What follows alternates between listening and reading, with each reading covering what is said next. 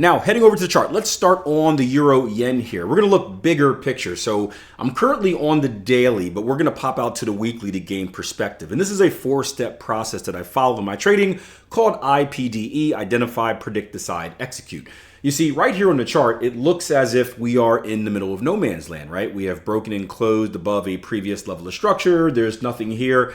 This looks like a full-blown bullish trend continuation opportunity. But wait, not so fast.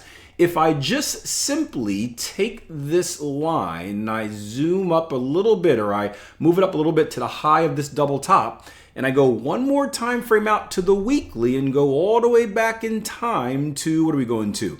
2000, or no, not even 2000, 1990, you're going to see that we're actually right at a previous level of structure. Now, I know what some of you guys are thinking, Akil, what the hell does 1991 have to do with 2025?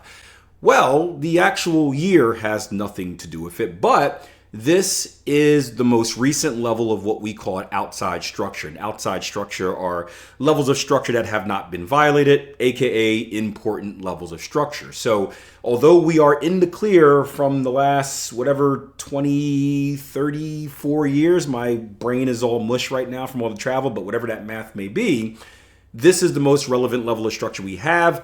Therefore, it is going to be a relevant level of structure that the market cares about.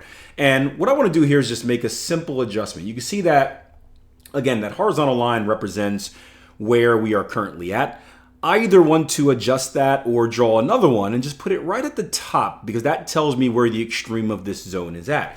And what this is going to tell me when I go back down to my daily chart is that this is the level that needs to be violated, broken, and closed above, in order for us to be able to make a prediction that price is likely to go higher. And if price is likely to go higher, I would expect us to come back up and retest this level right here. Again, I won't draw a big old zone out, but 184s to 187.8, somewhere around that area.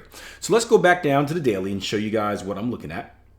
Let's go back to reality, right? And you can see that if price action, I probably should have drew a line up there, if price action can violate this level, and this is very important because I don't want to get a false signal right here, and this is something that is a very sneaky, small, little, minute, detailed move that can potentially save you a lot of money.